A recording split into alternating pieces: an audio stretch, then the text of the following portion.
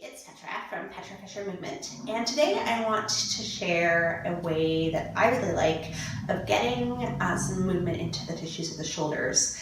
You're going to need a strap for this, and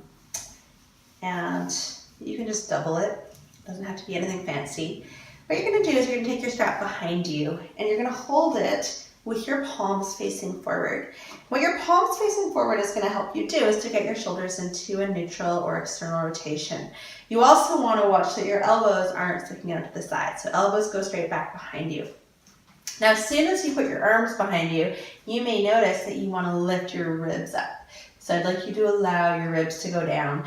So a lot of the time we get our motion at the shoulders from lifting up our ribs, and that means both the spine and the shoulders suffer as a result. So you want to start evening that out by managing your ribs as you work on your shoulders. So ribs are down, palms are facing forward, and the next thing to think about, there's lots to think about in this one, which is why I like it, you want to make sure you're not cocking your wrists. So wrists are straight relative to the lower arms. And all you're going to do here is start to lift your strap up behind you, watching that you're not popping your ribs, watching that you're not cocking your wrists.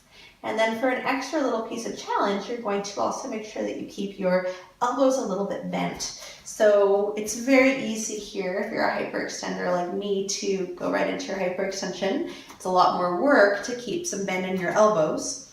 You might also notice that your forearms want to point out to the side, and if so, you're going to try to line up your wrists, your elbows, and your shoulders, and what will help you there will be having a little bit of a bend in your elbows. You're going to squeeze your elbows together, so this is a lot of work. I know it doesn't look like you're doing very much.